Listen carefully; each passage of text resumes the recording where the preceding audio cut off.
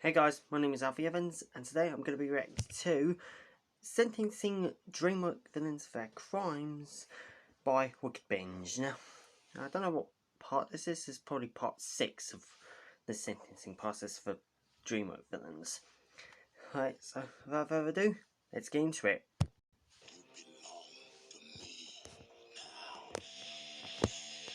It's another day and another wave of Dreamworks villains that need to be sentenced. Today, we have to look at monsters, politicians, Vikings, and racers. These villains are guilty of a whole variety of crimes, so it's safe to say that we've got our work cut out for us. Without further ado, court is in session.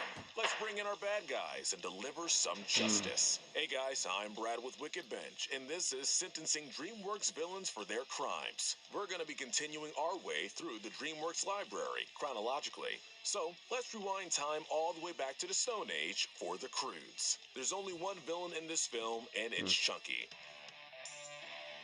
Chunky only has one thing on his mind in this movie: to eat the Croods. He tries multiple times throughout the movie to eat the family, and does at the very least attack them a few times, making him guilty of both assault and attempted murder. Neither of those are charges you'd want to have, and the two of them combined can easily send Chunky to the kennel for a very long time. But, luckily for him, he does change by the end of the film. When it appears that Gurk has died after sacrificing himself for his family, he's greeted by Chunky inside a cave. They become allies as they work to find a way out of the cave, and by the end of the film, Chunky is no longer interested in eating the family. It's this change of heart that greatly lessens Chunky's punishment, as he can now enjoy a simple pardon. Without Chunky, Gurg would have most likely died, as would many of the animals that the pair ended up helping get to safety. While yes, he did try to eat them, that was born more out of a need to survive than for the thrill of the hunt, so we believe it'd be unfair to punish him for that. It doesn't make it right, but it does make it understandable. No need to send this guy into the cage, as by the end of the movie, Chunky proves that he's a good,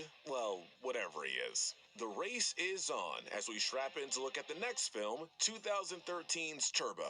Alright, on the docket we have Guy Gagne. At first, Guy Gagne seems like a pretty nice guy. Just take a glance at his accomplishments. He's a talented driver, and it's that skill that makes him Turbo's hero. But, as the old saying goes, never meet your heroes. And unfortunately for Turbo, that's a lesson he has to learn the hard way. When they finally meet face to face at the Indy 500, Gagne does give Turbo the chance to partake in the competition, only for him to make it clear that he will take him out. Now be watching me win. Clearly, Guy only wanted Turbo in the race so he can have a true challenge. Like any bad-natured racer, Guy Gagne cheats when he causes a crash that totals most of the other cars and injures Turbo. He even tries to kill him by stepping on him, but to no avail. Guy Gagne is a man who is as evil as he is egotistical, and it's those elements of his character that gets him 15 years in jail. A bad sport in every sense of the word. We can only hope those 15 years will inspire Gagne to be fair. Who are we kidding? He'll still be a narcissist. The next movie Agreed. is Mr. Peabody and Sherman. Coming to the stand is Miss Grunion. Miss Grunion is your typical snobby and uptight teacher we've seen in countless pieces of media, except possibly taken to a whole new level of awful. She detests both Peabody and Sherman, and wants nothing but the worst for them. Remove the both boys, from this home. She's focused on getting Sherman sent back to some sort of orphanage, which we think definitely constitutes child abuse. Later in the movie, she gets Mr. Peabody in trouble when he bites her after she tries to take Sherman. This prompts her to call the police, who take the canine to the pound. This means she's also guilty of animal cruelty. Man, is there anybody she's willing to be nice to? Probably not. And it's that demeanor that helps put her behind bars for 20 years. Let us say that this is a teacher in dire need of some out-of-school suspension, and with that, we leave this unlikable individual behind.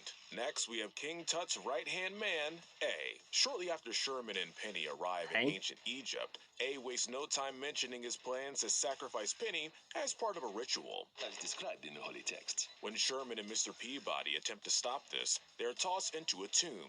Right off the bat, A is guilty of attempted murder and false imprisonment. A is only briefly seen after this, but even so, that's a lot of crimes. Remember, he tried to kill a child. While most villains we've covered in this series are merely fictitious, A is interesting because he's based on a real person. Because of that, we can try him not only by what he does in the movie, but also by what he did in our world. The non-fiction version of A is widely believed to have usurped the throne from his nephew, King Tut, adding another charge. Some historians will argue that it was A who killed Tut, but as that has never been 100% confirmed, we'll hold off on that. Still, whether you're looking at his animated or real-life counterpart, A is a fellow who you're better off not trusting, and it's that nature that gives him a lifetime behind bars. We hope he enjoys the feeling of being stuck inside an Egyptian sarcophagus, because it's the only place he'll be calling home for a long time. Rounding out the trio of villains, we have Maximilien de Robespierre. Now, trying to say that name 5 times fast. A politician who's guilty of corruption. One of the first things he tries to do after encountering Peabody and Sherman is to execute them. Geez, even A held off a bit before trying to sacrifice Penny, but while they manage to escape the guillotine, that doesn't mean he's unwilling to take matters into his own hands. He soon finds himself dueling Mr. Peabody, showing that he really does want to see both of these individuals murdered. This doesn't just count as attempted murder, however. Since Mr. Peabody is a dog after all, we can also go ahead and label this as an act of animal cruelty. Because of all these numerous offenses, we believe it's best if this Robespierre meets the same fate as his real-life counterpart, execution. And just like his historical version, he'll likely meet this fate through the same method. In all honesty, the Peabody and Sherman version of Maximilian doesn't have a lot in common with the real-world version. But hey, they do at least have that. Alright, it's time to wrap up the video with 2014's How to Train Your Dragon 2. On the stand, we have Drago Bloodfist. In essence, Bloodfist is a warlord in every sense of the word. He wants everyone, from dragons to Vikings to anything in between, to become one of his followers. Those who refuse to do so will face either slavery or destruction. Bloodfist will kill anyone who stands in his way. He's killed many characters in his life, and was also partially responsible for the demise of Stoic when he kidnaps Toothless. When he finally makes his way back to Berk, he makes it clear quickly that he wants to take over the land, and wastes no time to begin destroying the village. We will take down their alpha. This is an example of not only usurpation, but also terrorism. Had it not been for the timely arrival of Hiccup, it's very possible nobody would have been able to stop his conquest of Berk, the first step in his plans for world domination. And if stop his conquest of Berk, the first step in his plans for world domination. And if you think Drago's kind to his followers, think again. He has no problem abusing them, like the hunter Eret, who he strangles almost to the point of death. We'll also go ahead and add a war crime charge to Drago's list of offenses. If you're trying to take over the entire world, we think it's more than justified. A despicable villain with a heart full of only hate. Bloodfist represents a danger to Vikings and dragons, and more than deserves the death penalty. For a Viking, this punishment would be enforced through a method known as the Bloody Eagle, which involves many of the individual's organs being ripped out of their body. Trust us when we say it's one of the more extreme renditions of the penalty we've explored, and that's saying a lot. Last but not least, we have the dragon hunter Eret. Already from that brief character description, we can tell he's committed a few instances of animal cruelty.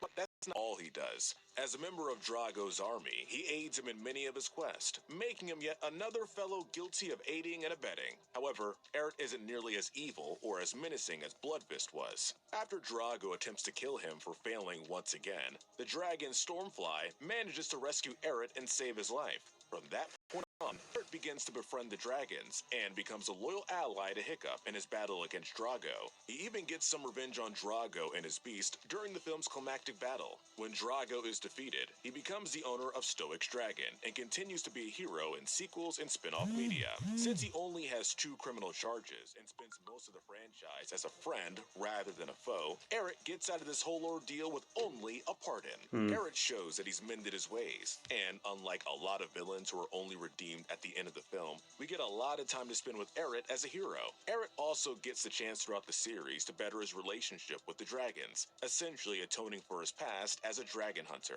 In the end, this is one Viking who's learned to better himself, and because of that, we see no reason to further punish him. Frankly, his abuse at the hands of Drago was punishment enough. Well, that was another interesting video of Dreamworks villains being sentenced. I think the harshest sentence ever given is to Drago Bloodfist. Now, to be honest, I never actually heard of a Bloody Eagle before. And I didn't actually know that was actually some type of punishment. But anyways, that was Sentencing Dreamworks Villains for Their Crimes Part 6 by Wickedbinge. So if you guys liked it, please like, share and subscribe if you haven't already, and also go subscribe to Wickedbinge if you haven't already. And as always, until next time, peace.